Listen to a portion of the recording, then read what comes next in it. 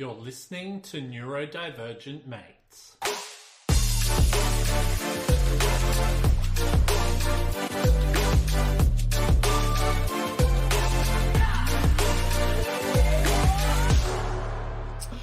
Hello and welcome to another episode of Neurodivergent Mates. I'm your host, Will Wheeler, and today I'm joined with my special guest, Anthony Tucker, who's going to be talking about supporting healthy coping and functioning strategies.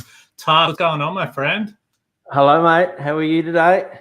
Yeah, can't complain. It was actually interesting. Tuck and I were, Tuck's from Adelaide, or Radelaide, they like to call it down there. Am I right, mate? I have to leave that one alone. Oh, really? You can't leave that one alone? Yeah, I think we've been at that one. I think we're over that one.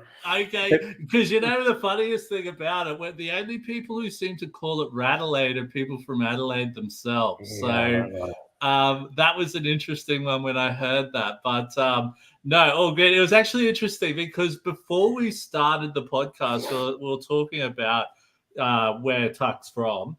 And we'll talk a little bit about the football as well. So Tuck's a Port Adelaide supporter, and we're just talking about a little bit about how much Adelaide has changed. So for those of you who don't know, I used to have to do a little bit of work down in Adelaide, and I spent a little bit of time in Port Adelaide there, and just how much it's grown. And, it's been quite interesting. But how do you reckon the boys went this year?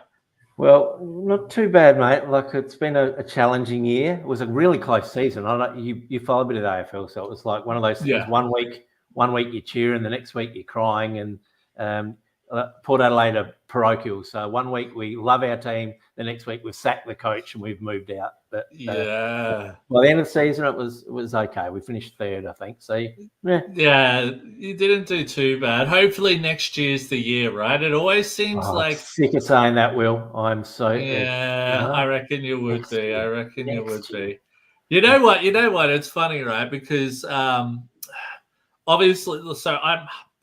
Like I said before, was brought up with Geelong. My father's from Geelong, so I was always like, you got to be a Geelong supporter, right? But I obviously lived up in Brisbane, right? And, obviously the Lions were quite a good team back in the day. And it was Port Adelaide who knocked them off in the end. It was. You were 2004, a very good year. Yeah.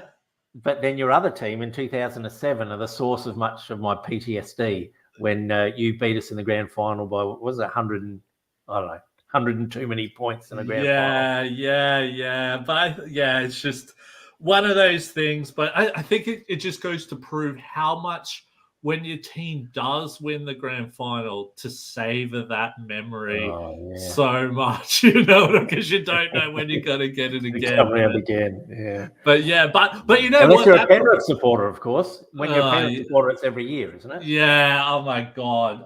Do not get me started with Penrith. I like Penrith when they weren't as good, but now it's just like the underdog thing. Yeah, totally. You just want to see someone knock them off. And it will happen. It always happens at some point. It's just a matter of when. But you know what? Talking about all this heartache and that with the football, I think it probably works well into supporting healthy coping and functioning strategies. What do you reckon, my friend? This is where you have to learn it. Through the fire is when you're learning coping strategies. Totally, mate. Totally. But look, before we do get started, I'll do just a little bit of housekeeping if there's anyone who hasn't listened to us before. So if you haven't already done so, please subscribe, like, and follow all of our social media pages. We're available on TikTok, Facebook, Instagram, X, Twitch, YouTube, and LinkedIn. And please go check us out wherever you listen to your podcast. Please subscribe, rate the podcast. The more you can do that, the more the podcast gets out there through the algorithms.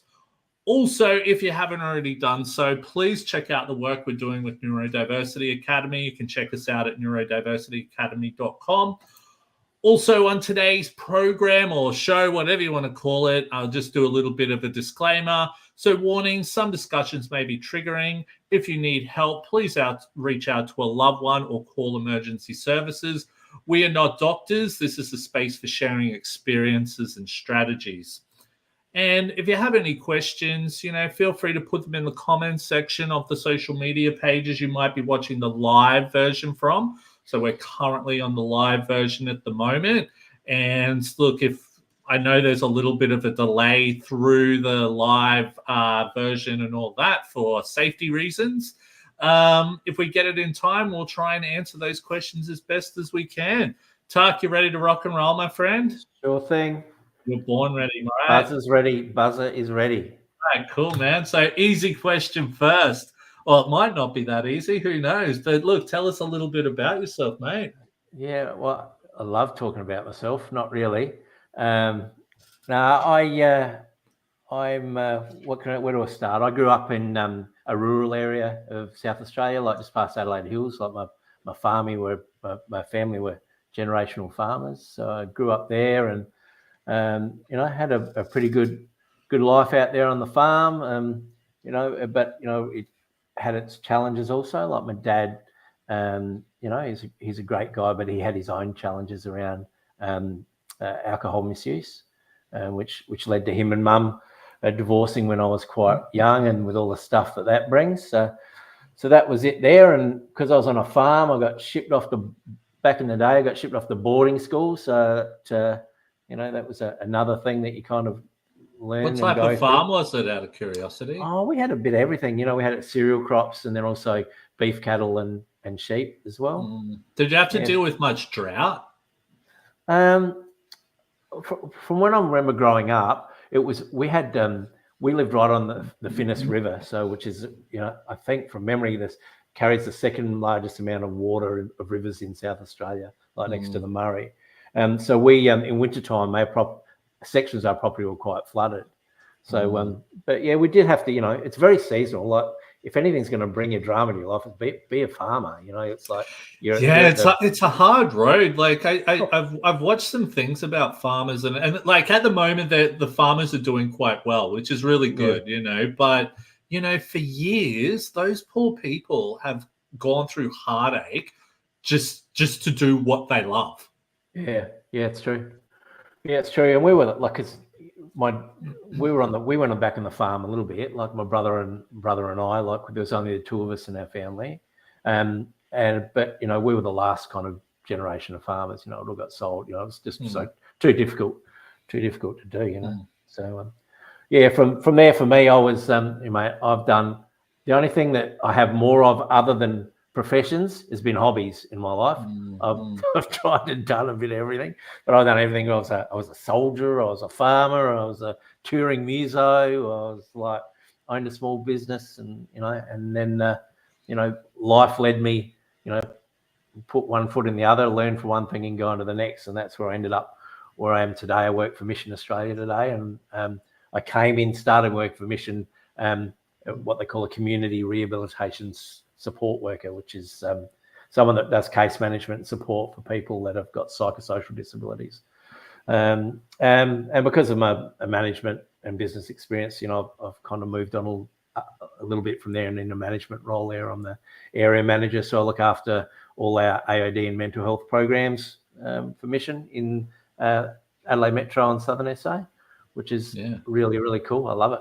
That's cool. That's cool. Just out of curiosity, you were saying that you went to boarding school, right? And how was boarding school for yourself? Was that a great experience, or was that quite difficult, or was there any struggles? Yeah, it was a challenge for me. And as we'll get on to, like most of my life, I didn't feel like I fitted in a lot of places. I was always going, why does it seem so much easier for everyone else? And so boarding school wasn't much different than that. I got there, and I wanted to be accepted and included and part of stuff. And I had pretty good friendships, but it just I was always the outer of the inner. And so it was a challenge. The boarding schools came with a fair level of bullying and things as you go, especially as you're a young kid going in there, like straight out of primary school. I was at 12 or 13, moved away. My parents had just divorced. My dad was remarrying, and there's so much kind of complexity around it, and you kind of felt like you just felt like it's another thing, you know. It was a challenging time. Like, it's one of those things you look back on and go, oh, you have some good memories from it, but there's also some stuff in there you go, you know, crap, that was a bit hard. Yeah, totally. So, and you know, I think sometimes, as harsh as it sounds, sometimes that shapes us into the people that we are today. Yeah. You know, sometimes it's the challenging parts that, and you know, I'm assuming as well, probably with a lot of the stuff that you're doing now, you know, some of that could have been trauma or whatever that you've taken from those days in the boarding school, and you know, your parents break up, all of that. Yeah. Am I correct?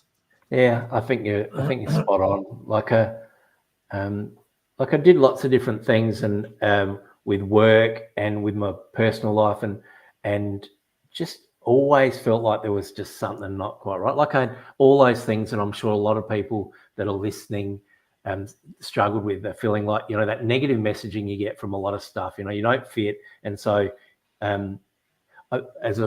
as almost a side note, I was down the street with my other half the other day, and we bumped in, completely different city, bumped into a primary school teacher I had, and I recognised her. I said, "Oh," and she recognised me, and she goes, "Oh, Anthony," and we stopped and had a chat, introduced to my other half, and talking about life and stuff, and she goes to. She said, "Oh, he's such a lovely young boy. The only thing we could never get him to concentrate, he was always daydreaming." And it was like, you know, and she was in my first couple of grades, you know, so that's, you know, one of those things you go, the signs were there, but it just wasn't picked up on. So that was your ADHD, is that correct? Yeah. Like, this is only a new discovery for me. Like, I went through life, and I just kind of putting out spot fires of different things, you know, and trying to, and what we're talking about today is a bit of coping strategies. And, you know, a lot of my life was trying to put out the fires of symptoms, and, you know, in unhealthy, and end up in unhealthy. I was always a heavy drinker, always wasn't great at relationships or romantic relationships. And I just couldn't get a make work. And these were always like to cover things up. I didn't feel worthy and accepted. So I looked for places that I would feel worthy and accepted, you know. I didn't. And what were they, out of curiosity? Like, what were my strategies? Well, no, like you said, you would try and find places that were. And I, you know, because I had, you know, big drinking problems, and it was like, and you don't realize it at the time, but like those, you're trying to go to places where you're accepted, and it's like, okay, well, I'll go to a place where other people are drinking, and they'll accept me because they'll be drinking as well, or whatever that was. And it was actually very unhealthy. Yeah. I think you're exactly right. And the places for me, like my dad, as I said, my dad was a drinker. And so when him and mum separated, when I was at his place, I grew up in the pub, you know. And so what did I see? My model of what a bloke was like, and how he dealt with his life, was he was drinking, and he was womanizing, and he was, you know, all these kind of things. And so they're the kind of people that I was around. And, you know, mum was doing her best to kind of, you know, keep me on the right track. But you know, where would you rather be as a teenager boy? Would you rather be at home sitting with your mum, or down the pub with your dad, walking the streets and hanging out? You know, and that was me, you know, up to no good. So, you know, that was kind of what I got from that, you know, at that age. Dad was a good fella and had a lot of friends, but he, you know, wasn't, you know, that was the kind of things that I saw. But, you know, I don't know if it's the same with you, but at that time, you know, and if I think back to when I was younger and, you know, really getting introduced to a lot of that stuff, you don't see it as a problem back in those days. No. You know, people who struggle with that stuff, right? That's not you, that's other people. Do you know what I mean? That's what you're thinking in your head, you know, and then you start to see that, you know, especially like some of the stuff that I had going on, it's like, oh, hang on, what what I'm dealing with, actually a lot of other people aren't like this. You know what I mean? They don't get blackout drunk every weekend and all of that type of stuff. And that's where you start to go, oh my God, this is a problem. Yeah. And I think I was surrounding myself with people that were the same, you know, like you're looking for places of belonging. And for me, I was a muso, so I was playing all the time, and you know, we'd be touring, so you'd pull into a town and play one night, and that might be everyone you bump into, that's their night of the week partying, but then you're on to another place the next night, and that's their one night of the week, but every night of the week is your night of the week that you're partying. You know? And sometimes you're getting paid in alcohol as well. Yeah. You know, you're getting your rider, you're getting all of that type of stuff. So, you know, it's like you can't, and it almost as well, right? Like, say, like a lot of these big famous rock stars, we see that, you know, some of them into their 60s or whatever are in and out of rehab and all of that stuff, because you just can't escape that lifestyle. Yeah. For me, like, I remember I never thought it was a problem, you know what I mean? In hindsight, I go, yeah, I was just wasting my time, and you know, the things that I went through after that is that, you know, the guilt and the shame that comes with that after what you see as a wasted life or wasted this, and it's just really made me think. It wasn't till much later that I actually reevaluated that time, like, because it got worse, you know, like, as like anything, if you don't deal with it, you're just throwing band-aids over the same issues, not dealing with the issues. Also, you know, your relationship problems that come with it, your you know, inability to stay connected or to stay focused, you know, all these kind of things that play into it. And then eventually one thing or the other, and then there was other substances that got involved, and so you know, I was you know, all this kind of led to a point over from the time I started using meth or other substances through to the time I lost everything was only about 4 or 5 years, you know. Like I went, I remember one time we'd moved to the port at this stage, because I thought, I've got to get away from my hometown to get better, to get away. And we moved to the port, of all places, and anyone else in Port Adelaide, it's probably not where you moved to get away. So yeah, for those people who don't know, like, Port Adelaide, like, it used to be quite a rough area. It's actually quite upmarket now. I'm assuming. I haven't been there for years, but I'm assuming someone who wants to, probably back when you moved there, who wanted to get clean, probably not the best move. Not the best move. And the problem is, and you know, they always say, you know, what is it? You can't run away from problems because you're still there when you get there. And you know, I just met up with the same crowd, and that I, you know, and just continued on my merry way. And you know, and it's funny how you attract them. Oh yeah. Do you know that you don't have a sign on your back going, "Hey, look, I'm this and that"? Because I remember it was sort of a similar type of situation for me when I moved to the UK. I had broken up with a long-term girlfriend. I was like, you know, and even back when I was with her, there was a lot of drinking, drugs, whatever, right? And I was like, I really want to get away from all of this stuff. I remember getting over there. And then I remember, like, it was probably, I know, 6 months into me being over there, I'm like, oh my God, all I'm doing is attracting the same, exact same people, just in a different country, who I was trying to get away from back in the day, right? And same people with a different accent. Yeah. Well, some of them were Australian, but yeah, some of them were from other countries and all of that. And you know, but the thing was, I did learn a lot about myself. I did go over there to try and refine myself in that. But I think that was one of the things which was an eye-opener. It was like, holy crap, man, you've moved all of this way, and you've found the exact same people that you're trying to get away from. Yeah. Is that a problem? You know, so it was little things like that. You know, well, you've never really had a career. You really should build a career.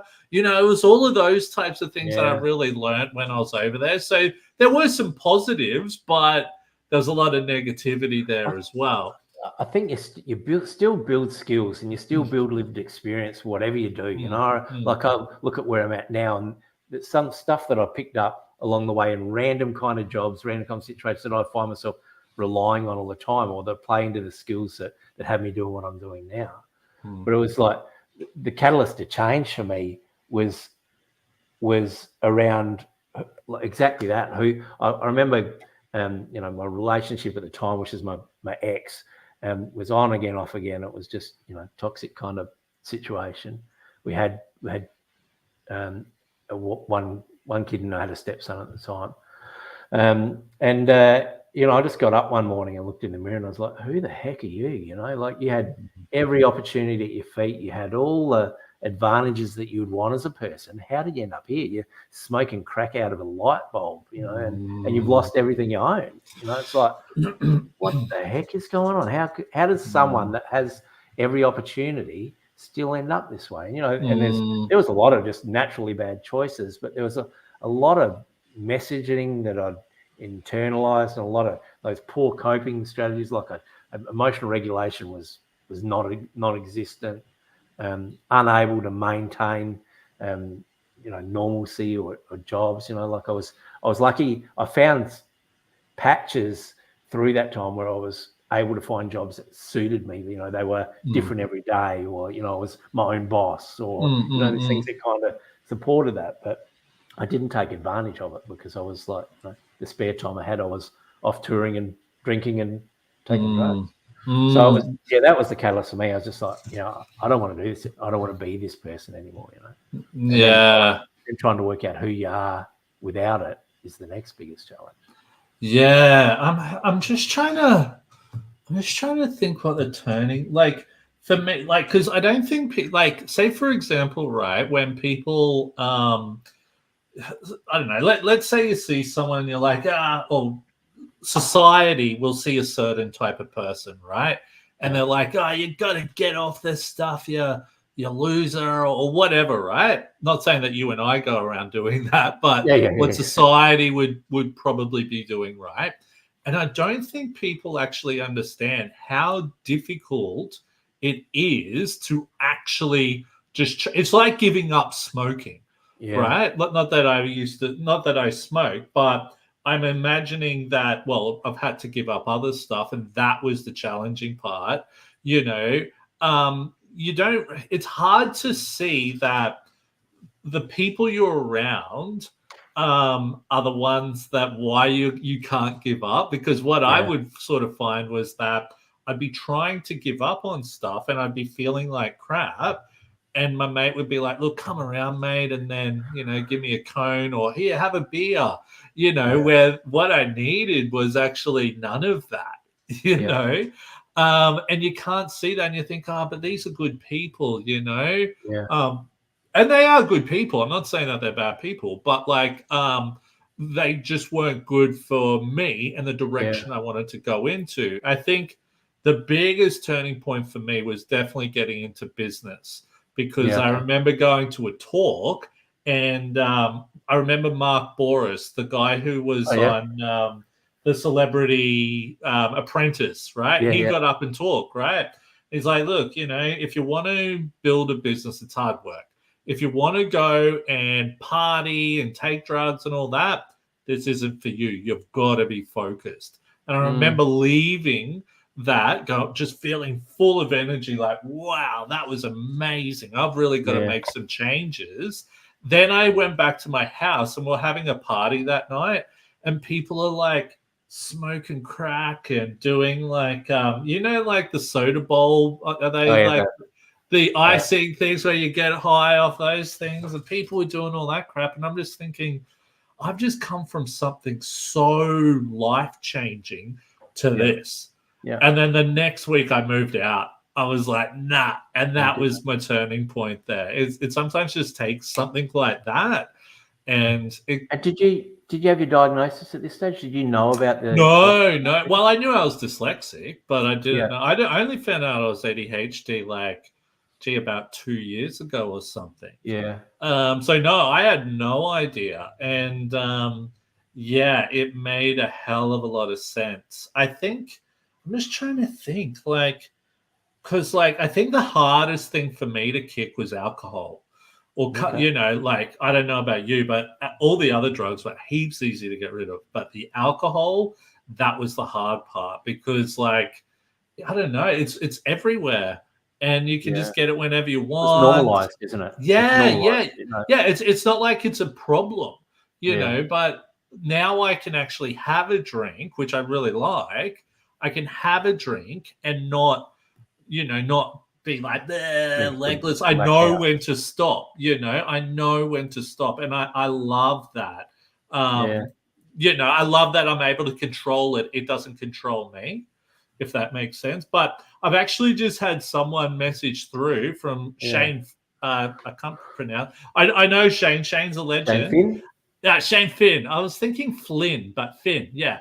I was reminded of the words of motivational speaker Jim Robin just last week. You are the average of the 5 people you spend the most time with. Yeah. There you go. Thank you Yeah. very much, Shane, for sharing that.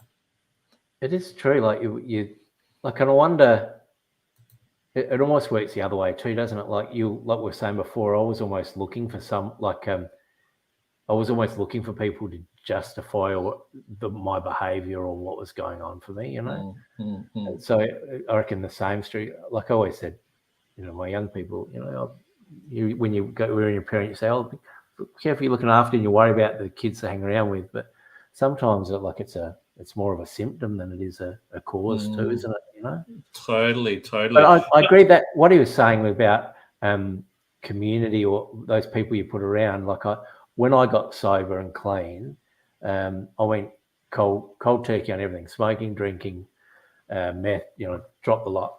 Had a couple of relapses, but pretty much from the go. And I look back and I go, well, what was different that time, or what was it? And I now look back and I go, the things that I had around me at the time addressed some of those key areas around, and this is for me, around some of those negative messaging and the symptoms of my ADHD or the vulnerabilities of my ADHD. So it was supporting those things or meeting those needs that I didn't even know I had. And it's not now until post understanding how I function and my differences, I go, oh, that's why I thrived in those situations, and that's why I'm most vulnerable in other situations. Like it was a huge light bulb. It's true, because I remember when I got diagnosed, I'd be in the shops and I'm like, oh, I'm so frustrated, so busy. And I'm like, now I know why I feel like this, so maybe I shouldn't be going to the shop at this time. Or, maybe, I was able to cope with it a lot better. And it was sort of like, now I know why I feel. And don't get me wrong, I still have issues, but like, I'm able to handle them a lot better. But look, in saying that, we might just move forward because, Sure.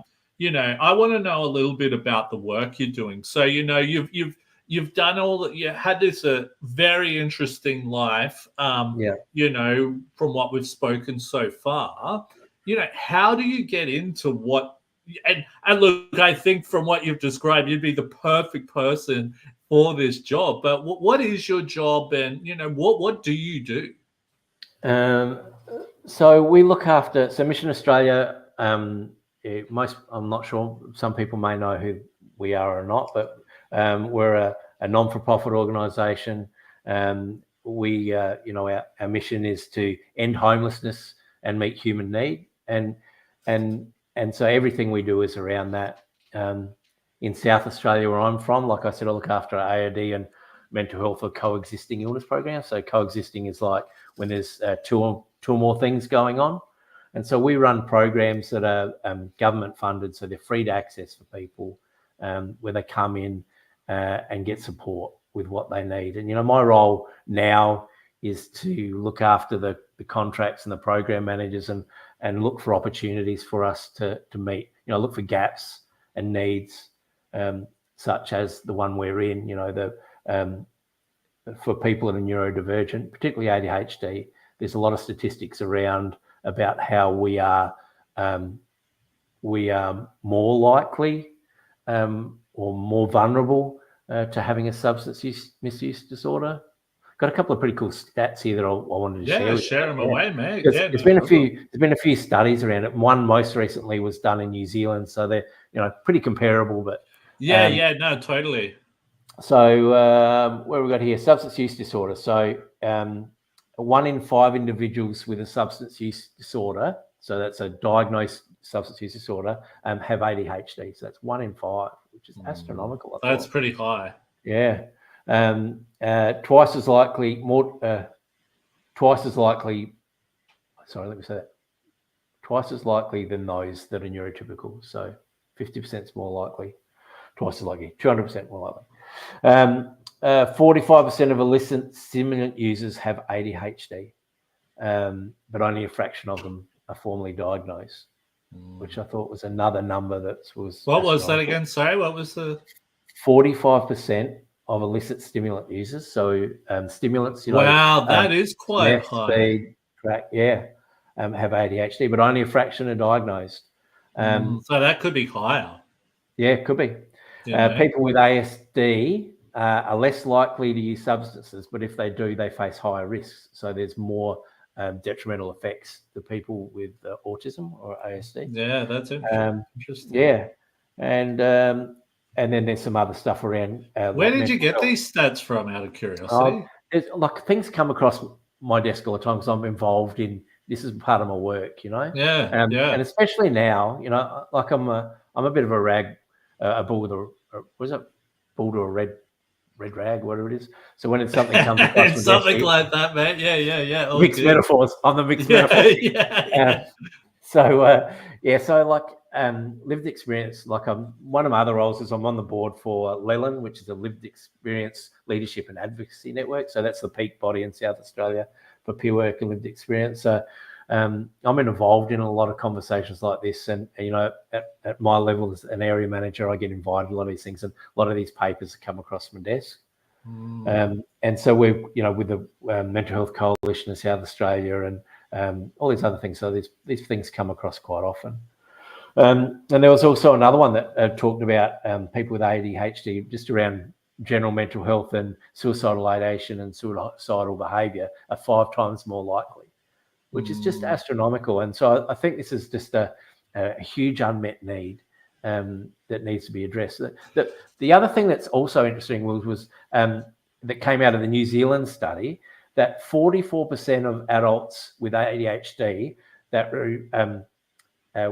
with a substance use disorder, after diagnosis and treatment of their ADHD, had improvements in their AOD use. So without even addressing their AOD use, just addressing the ADHD or the neurodivergence, 44% of them showed an improvement, which I think, that is interesting. That is interesting, because I do believe that, like, I still struggle with depression and anxiety, but like now that I'm aware of a lot of the triggers, you could probably say, I'm seeing an improvement. Like I said, I still struggle with a lot of things, but it's I am a little bit better just because I'm able to deal with that. But you know what? It's something interesting, like with especially what you were talking about there, right? Yeah.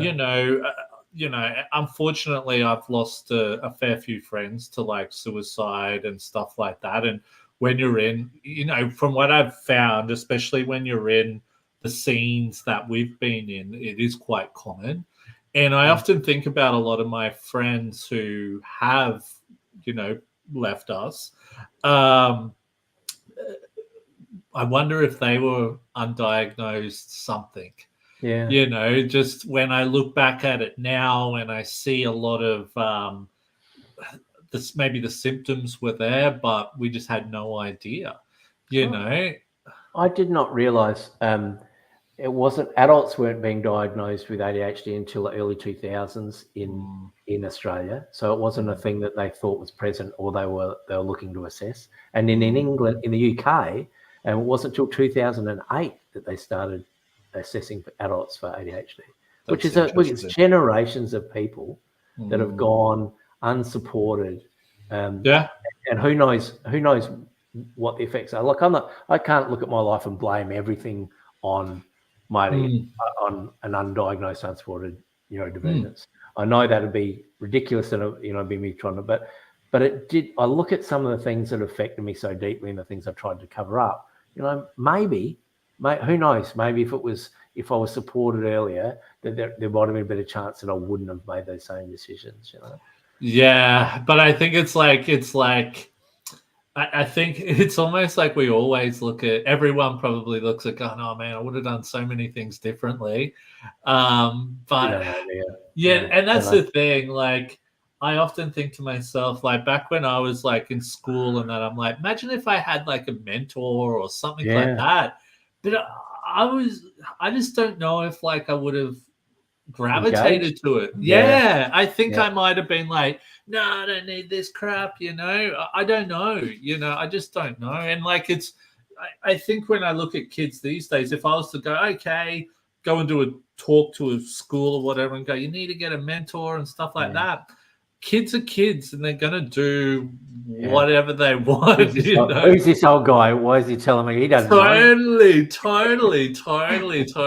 And that's where it's sort of like, it's so hard to be able to see it through a young person's lens, because I was that, but I'm sure there was probably people when I was that age saying the exact same thing, and I was probably going, piss off. You know what I mean? I think part of what you're saying is like is the neurodifferences or the differences people have. So we don't know what the only way we can know about what's going on for a young person is have them tell us. So we can't that's I think the importance of lived experience, the importance of client voice in shaping the services that we have. And we have services. I look after services that are supporting people and their families from 10 up. So you got 10-year-olds coming into your service with their families. We have family workers. We have psychotherapists, AOD workers, peer workers, all these things to build around them, because they're things that we've heard help. And that's what are being fed back by the people that are accessing the program. We have quite a large client advisory group, not just us, but in every state. And currently Mission is setting up a national advisory group. So I think what you're saying is just right. It's that whole kind of, for want of a better term, decolonizing of the way we do service delivery for people. You can't just go to people and say, this is what the professionals say and this is what you need, because everyone's different and everyone has different requirements. What they need is a place. We run one-on-one supports and group supports, because people need that kind of community to normalize what's going on for them. Leland runs a series of groups called Alt to Sue, Alternatives to Suicide, for people that are experiencing distress, and it's a totally peer-led group that people access anonymously without worry that they're going to have emergency services called. But and their whole thing is about the VC model, which is like validation, curiosity, vulnerability, and community. And so they open up spaces where they can hear from people, they can be validated for what they're feeling. They're not made to feel that there's something wrong with their identity, because they're going, actually, I feel like that this is my only solution at the moment. Yeah, and I will say, like, for me, getting to that point of being able to talk about stuff was incredibly difficult. I don't know why. But it was I don't know if it was like a pride thing or whatever.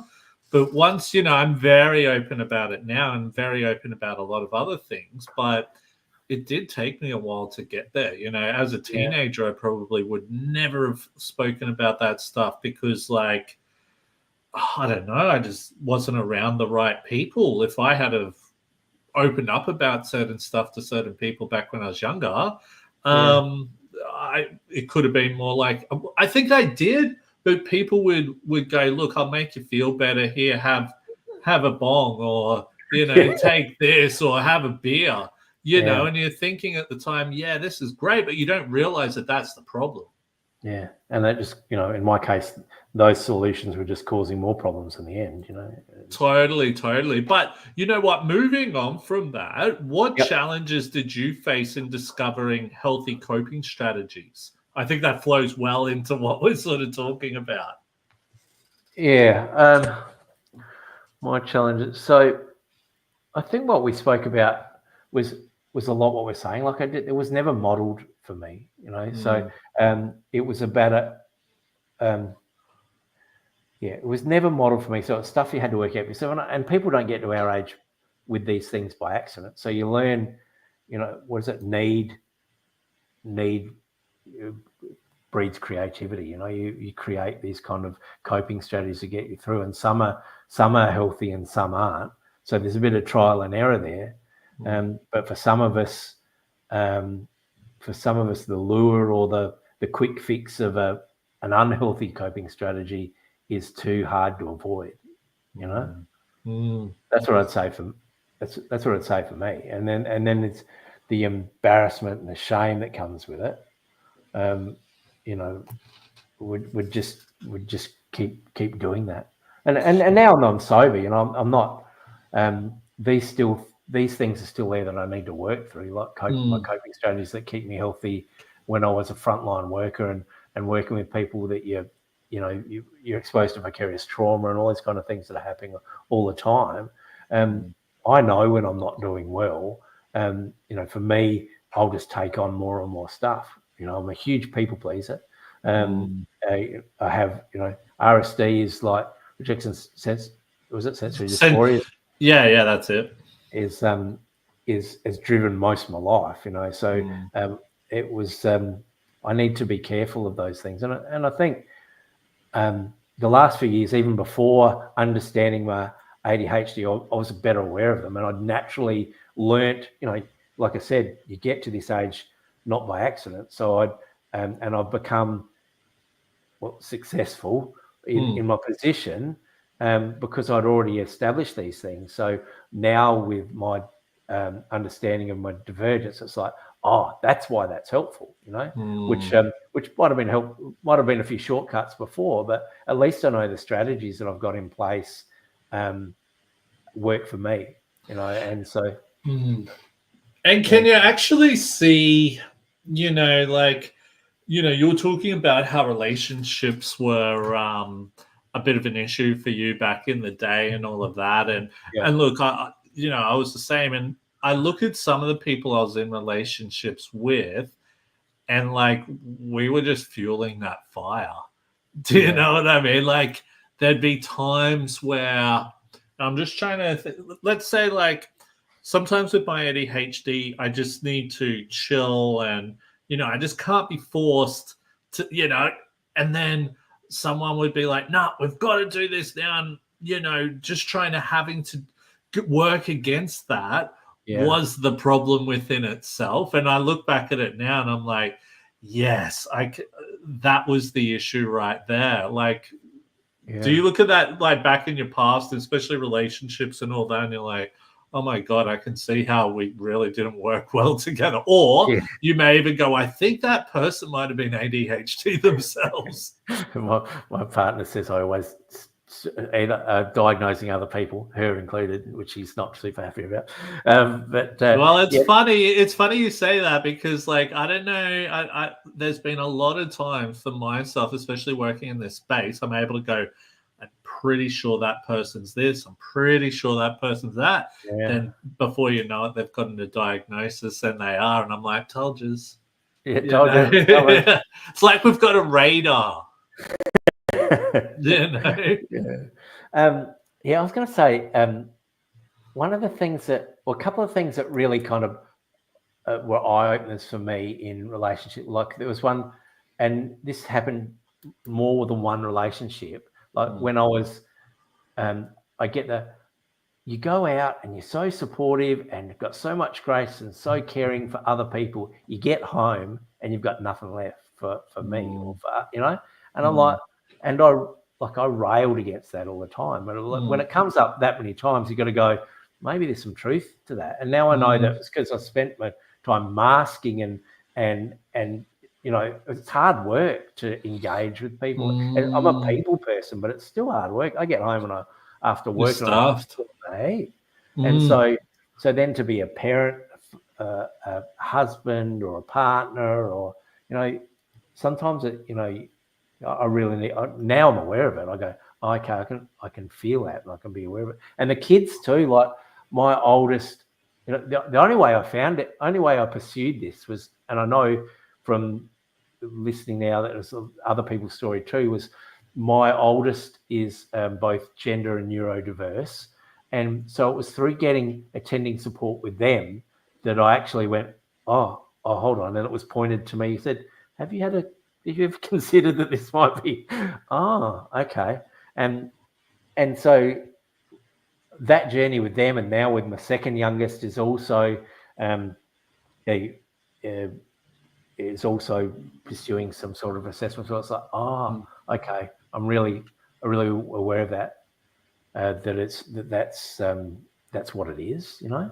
And my oldest was going, even like my partner with a relationship, my kids are going, hey, Dad, we come in after you come home from work and I want to tell you something I'm really excited about. And it's like you don't care. It's like you're not interested, or you zone out, or I'll be halfway through a conversation and I'll start thinking about something else, and, you know, a work thing or a, you know, maintaining conversation is one of my biggest challenges. Like it's so funny. Go, whee!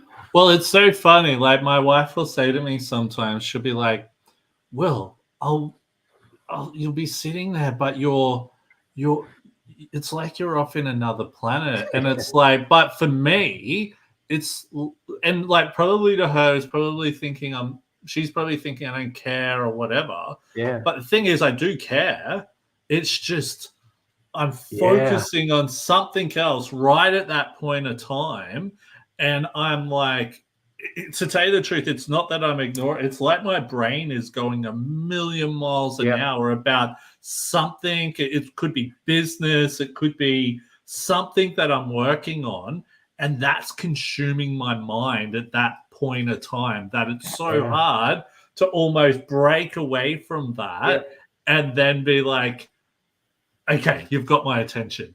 You know what I mean? I got that. And also, like, for part of it, sometimes my brain she'll go, honey, or Tuck, or someone will call Dad, and I'll go, and for my brain it goes, okay, you've done that task now, and it'll switch over to something else. And go, I said yes, but I didn't listen to anything else they said. Yeah. You know?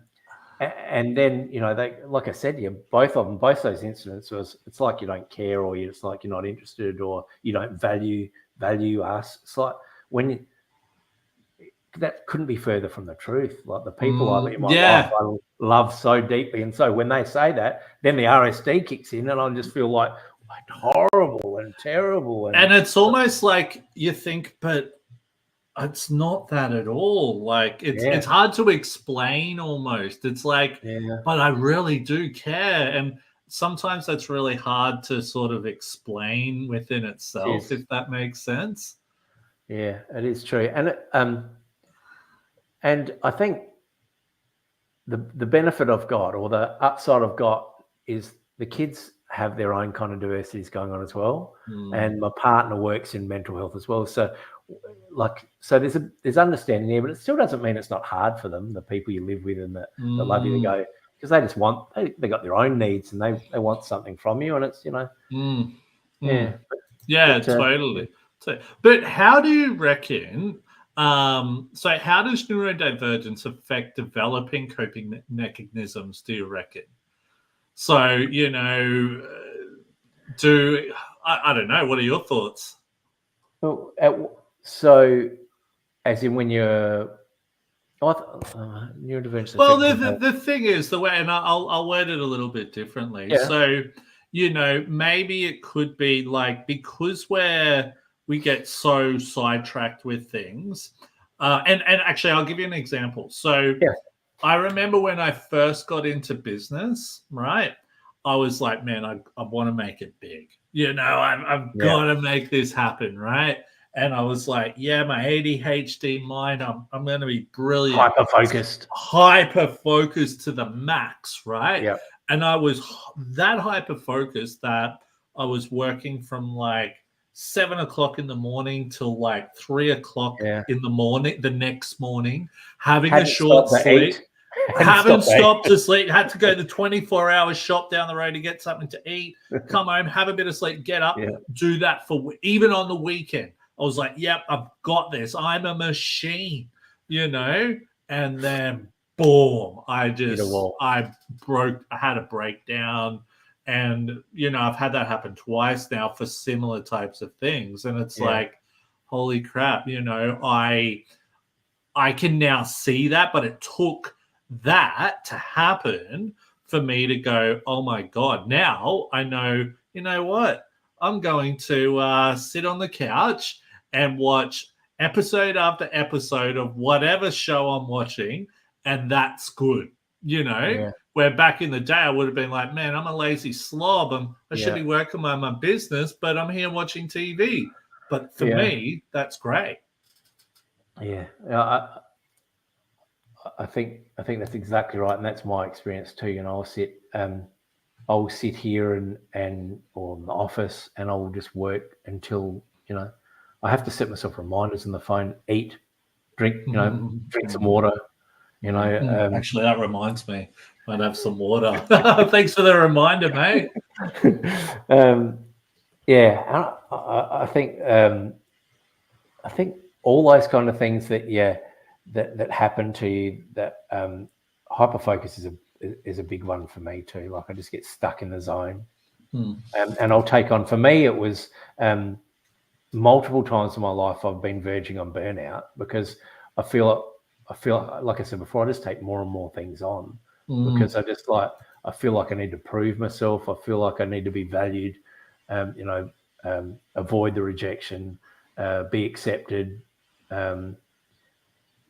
Fear, you know, even in workplace, like am I doing enough? Am I, you know, you get a bit of imposter syndrome thrown in on top. You go, crap, why are they giving me the keys to this place? Why, you know, why do I deserve this? Yeah, or you feel really responsible, like for you know, dozens of employees that are responsible. Like if this contract falls over, you know, their livelihoods at stake. You know, so you have all this things. So you go, man, I got to zone in here, and you know,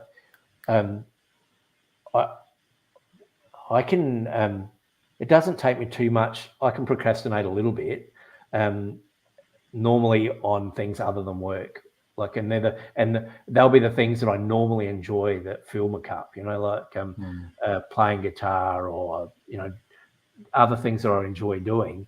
They're the things I'll procrastinate because I've just burnt myself out in trying to meet all the needs. So I think trying to meet other people's needs and take other things. I think that's what did affect my coping mechanisms. Yeah, so that's interesting. And I don't think I'm not 100% on top of it, but I'm better than I was. And I engage in, you know, I told you before, I had an EAP appointment today because I just need to check in, have someone check in on me every now and again and just say, you know, how you going? What are you doing? And those things are, you know, it's helpful, eh? Yeah. I'm like, my workplace, I'm very thankful for. They value lived experience. They value their workers. And so these things are available to us all the time. So it's, you know, I'm very grateful for it. So I use it, you know. I tell all my staff, use it. yeah, totally. And, you know, I've had to use them in the past and even like called like certain especially through the pandemic and stuff like that. You know, just being able, because like my wife, she wasn't at home the whole time because she was busy like on the front line pretty much doing all the COVID testing. So she was never home. But I was home on my own the whole time in my head, you know, put me. So being able to just speak to people who I didn't even know, it does help. So I'm definitely really mindful of like that type of stuff. But, moving on, and I am mindful of the time. And awesome podcast, by the way. Thank you so much for coming on and talking about this, because I think it's so relevant, But what tips do you have for building functional routines to support mental health? And I think what we just spoke about in regards to speaking to people is one of them. What else would you recommend? I think community is a big one. I think you've got to have a space, like we're here having a chat for a purpose for your podcast, but like I'm going to leave this and go away with, having talked this through again with someone, hearing your experiences. And I find that really helpful. It might not be everyone's cup of tea, but it's like, and I guess that's the next point is like, find out what's important to you. Like find out, I've lived my whole life defined by other things, whether it's trying to please other people, trying to fit in, trying to be loved, accepted, being affected by drugs and alcohol, being all these kind of other things that have gone on. I am at one stage I was getting some help, and the person said, "So what do you want? Like you've sat here for the last hour, and I've heard about your family, I've heard about your partners, I've heard about this, but what's important to you?" And I'm like, I couldn't do it. Like it led to some huge. The ability to self-reflect is way underrated, I reckon. Like it's something I try and do with our staff is like encourage people to self-reflect and take self-responsibility. And that's why another thing I think groups are really helpful for, because people can share that kind of stuff. But being able to define what your best life looks like, and I think understanding that your life there's no end goal, that everything's a process. You know what I mean? So it's kind. Like it's a work in progress type of thing. It's true. It's always changing. It never goes the way you sort of plan. What's a plan? Yeah, it's a plan. And I heard someone the other day say something, and I went, I really like that. And it says the whole recovery, the whole journey in life is, and she said, fall in love with the process of being the best version of yourself. And I thought, that it might be hoopla to anyone else, but for me, it really jumped in because I'm very goal orientated most of the time. And so being present, being able to sit with the now and the process of, even going like exercise. Oh, I can't wait till I've been able to swim extra laps, or can't wait till I've lost 10 kilos. But it's being able to go, actually, that's not important. What's important is I turned up today and I'm doing the best I can today. And I think that can flow through to your work, your relationships, anything. Just like, okay, it's a process. Like I don't have to be anything other than what I am today. So interesting. Like, so do you work from home a lot? Yeah, bits and pieces. Like I'm here, there, and everywhere. Yeah, so I work from home. Like I now work from home more than I've ever worked from home ever. Do you know what I mean? And for me, I'm a people person, so I really enjoyed being in the office and talking to people or whatever like that. I'd get more done at home than what I would at the office because I was probably talking. But, I've noticed how impactful working at home has been on my mental health, and maybe in a negative way. Because like I don't have those people that I can talk. So for example, when you and I had a chat the other day, that was great because it sort of is like, okay, I've got to talk with Tuck, and I'm sort of finding other coping strategies to sort of deal with that now. But it's definitely been a hard road, but I think this is another thing too. This is the way of work these days. A lot of people are working from home, so you're talking about routine and just fronting up to the pool to go for a swim. For me, it might be making sure I do have a shower before. Like I could sit in my pajamas all day if I really wanted to, but still staying in that routine of getting up, having the shower, having breakfast, yep, sitting down, do it, having a break, you know, your lunch, because it's so easy to just get stuck here. Yeah, my partner's like super organized. So she's the other end of the spectrum. So she keeps me not the spectrum, so to speak, spectrum, but yeah. I get what the you other mean. end. She's vigilant and stuff. So the bed has to be made all the time. So like when we first got together, it's like, man, this is a bit of a drag, you know. But now it's like, you know, I feel like getting up and making the bed is something I do every day, because it's kind of like, it's like, okay, now it's moving on to the next stage, you know. It's like, I think all those kind of little things help with that. Yeah, it is. And you know, for me, it's like, even doing the shopping on Friday, you know, picking up the groceries, you know, getting all that stuff, you know, paying all the bills, like in regards, I don't mean like I pay all the bills, but like actually paying them, not going, hey, you know, those are little chores for me type of thing. And I think that's what keeps me on track. It's sort of funny, like I'm very good with organizing and all that. Like, for example, our wedding, I organized everything, and everyone's like, what? Wow. So your wife did nothing? I'm like, she really isn't good with that. I was the one who organized it all.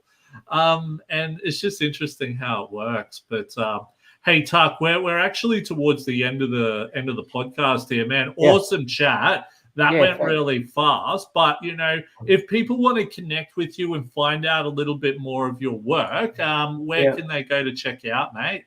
So if you're interested in Mission Australia and the programs we do, you can go to the Mission Australia website, which is missionaustralia.org.au.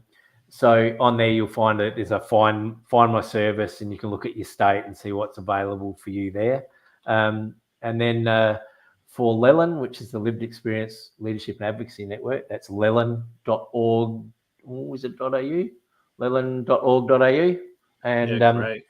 And then also, I try to stay off socials, because otherwise I'll doomsday scroll. So I'm not on socials a lot, but my email that I've got, that anyone's happy to email, is tuck, tuck5015@gmail.com. So happy to have a chat. Hopefully you don't get a whole bunch of spam emails now. You put that out to our community, but all good, mate. Hey, Tuck, thank you. So be kind, please. You know, he's trying to do good stuff here.